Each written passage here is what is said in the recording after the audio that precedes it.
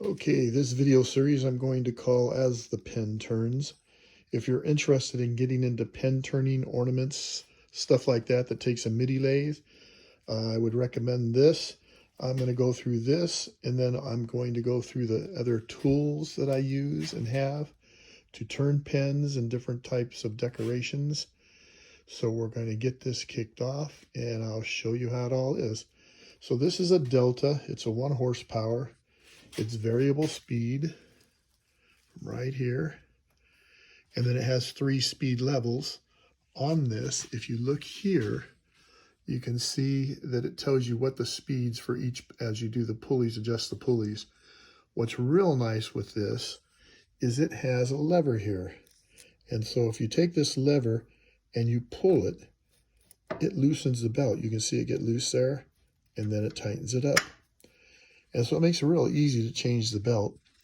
And compared to my big lathe, I like it because both the headstock and tailstock are Morse Taper 2, and they're all the way through, which makes it real nice, and I'll go over that after in another video.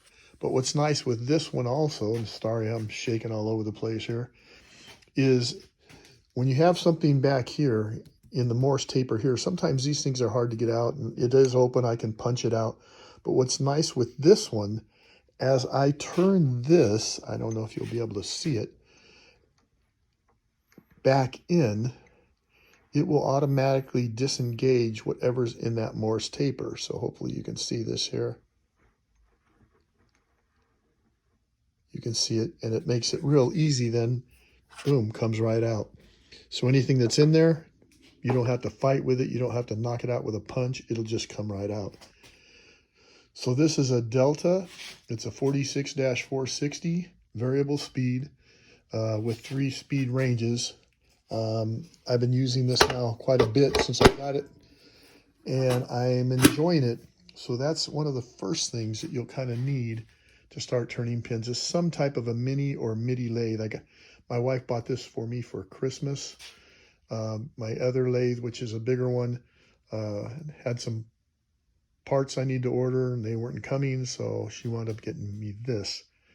And then I'm going to go into all these tools here. Some of these you may want. If you can afford them, it's great. If you can't, that's fine too. There's different ways you can get around it.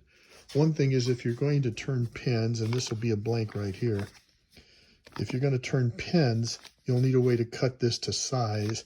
So a saw, whatever, I use my little miter saw in the back there. This is one of the pins that I made with it.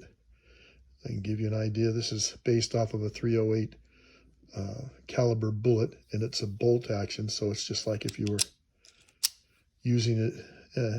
I just thought it was a cool little deal. Not perfectly happy with it. It was one of the first ones I turned. I would have liked this to have been a little thinner, but hey, you learn as you go, right? The next thing is to be able to mount this, and that's where this comes in. And this has a live center on the back, and so you throw that in your jobby right here. It goes into the front, which is a Morse Taper 2, and there it is. And now when you tighten this down, you're never pinching the rod because the rod can flex, go in or out. So what winds up happening then is you just get a nice tight fit on whatever you're turning.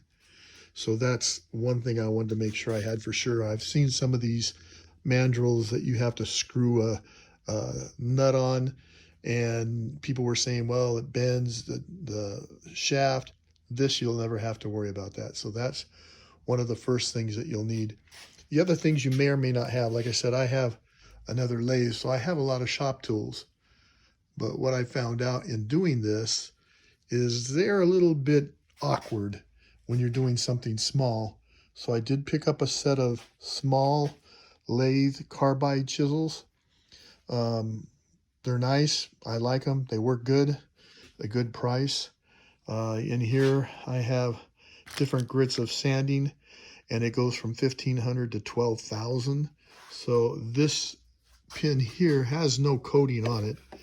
It's just how I buffed it out with the sanding disc. They're great. There's a lot of other things you can get. Back here is a press. And the reason I bought this press is not only to put the pins together, but you can also take pins that you've put together apart.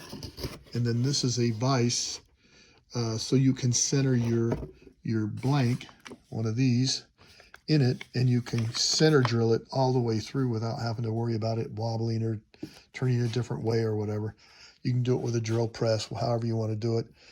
Like I say, I have a lot of stuff that, you know, you don't have to have. I just wanted stuff that would make it easier for me because as soon as I started doing this, family wanted a bunch of it. So anyway, that's going to be the first part of what I'm going to show. And then there'll be more videos coming soon. So if you like it, go ahead and like the video, maybe subscribe. It would be appreciated.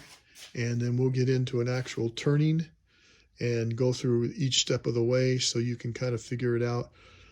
I'd never turned a pan, done anything like that. I do know how to turn on a lathe though, but it was just still a lot of different things I had to learn.